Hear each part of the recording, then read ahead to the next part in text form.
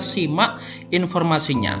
Pertama, saya ucapkan selamat dulu pada seluruh honorer di seluruh Indonesia. Ini adalah kabar baik untuk teman-teman semuanya mengenai seleksi P3K tahun 2021. Oke, guru honorer bisa menjadi ASN lewat skema pegawai pemerintah dengan perjanjian kontrak atau P3K gitu ya. Berapa jumlah formasi yang akan dibuka? Rencananya Kemdikbud akan memberikan kesempatan bagi 1 juta. Saya ulangi lagi, 1 juta guru honorer untuk menjadi ASN melalui skema P3K. Luar biasa, sangat banyak sekali ya dengan formasi 1 juta guru honorer yang akan diangkat menjadi P3K. Rencananya akan dilaksanakan pada tahun 2021, akan dimulai pada tahun depan. Apa sih tujuan dari pelaksanaan dari seleksi P3K ini? Mengapa pemerintah mengadakan ini? Salah satu tujuannya adalah seleksi P3K ini adalah merupakan salah satu cara dari pemerintah dalam rangka meningkatkan pelayanan kepada peserta didik melalui peningkatan ketersediaan ASN. Setiap peserta tes akan diberikan kesempatan untuk mengikuti seleksi sebanyak 3 kali. Artinya, jika gagal pada kesempatan pertama, masih bisa mengulang hingga 2 kali lagi. Kemdikbud juga akan memberikan materi pembelajaran secara daring untuk membantu setiap peserta yang akan ikut tes seleksi dalam mempersiapkan diri sebelum ujian. Luar biasa, jadi sudah enak sekali. Teman-teman tinggal mempersiapkannya, tinggal mempelajarinya ya. Sehingga bekal sudah ada, tinggal persiapannya yang dimatangkan. Tentu di sini ada beberapa terobosan yang dilakukan oleh Kemdikbud. Setidaknya ada 5 hal yang menjadi terobosan dalam seleksi P3K pada tahun depan. Yang pertama, yaitu dari jumlah formasinya. Jika pada tahun-tahun sebelumnya formasi tes P3K ini adalah terbatas, maka pada tahun depan ini batasan jumlah P3K akan mencapai 1 juta guru. Luar biasa. Ayo kita manfaatkan betul kesempatan emas ini ya. Terobosan yang kedua adalah dari pemberian kesempatan sebanyak 3 kali tes. Pada tahun sebelumnya, setiap pendaftar diberi kesempatan 1 kali ujian per tahunnya. Tapi pada kesempatan ini, setiap pendaftar akan diberikan kesempatan sampai 3 kali.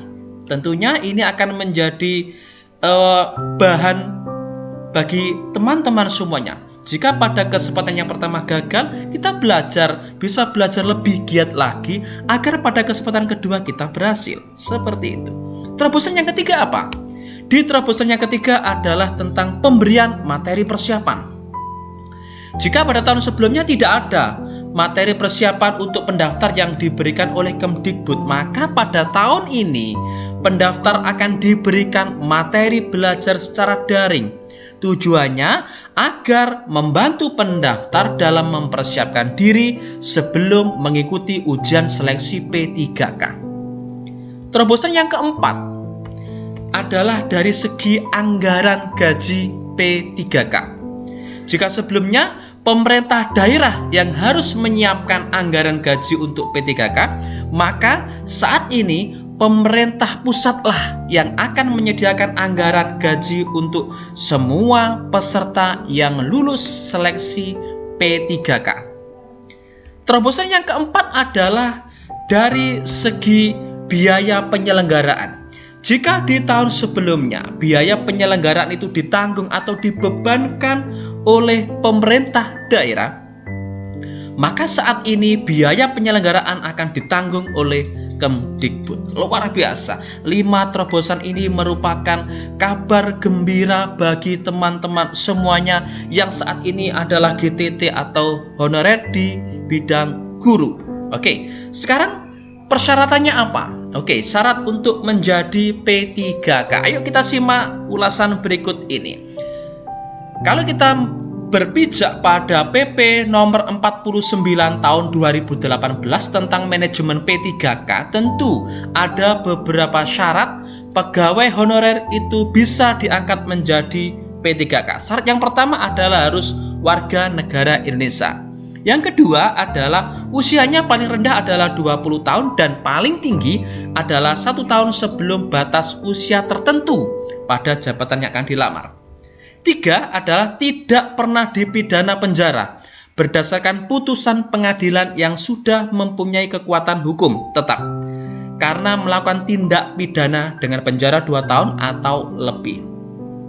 Syarat berikutnya yang keempat adalah tidak pernah diberhentikan dengan hormat, tidak atas permintaan sendiri atau tidak dengan hormat sebagai PNS, P3K, prajurit TNI, anggota Polri, atau diberhentikan tidak dengan hormat sebagai pegawai swasta.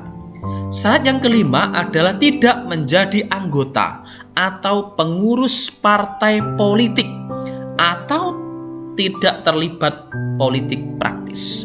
Sementara syarat yang keenam untuk menjadi P3K adalah memiliki kualifikasi pendidikan sesuai dengan persyaratan jabatan. Yang ketujuh, memiliki kompetensi yang dibuktikan dengan sertifikasi keahlian tertentu yang masih berlaku. Dan yang kedelapan adalah sehat jasmani dan rohani. Itu merupakan syarat seorang pegawai honorer bisa diangkat menjadi P3K berdasarkan PP nomor 49 tahun 2018. Jika tidak ada PP terbaru yang mengatur tentang P3K, maka PP nomor 49 inilah yang akan dijadikan dasar dalam pelaksanaan seleksi P3K pada tahun 2021. Kita tunggu saja informasi selanjutnya ya dari Kemdikbud bersama di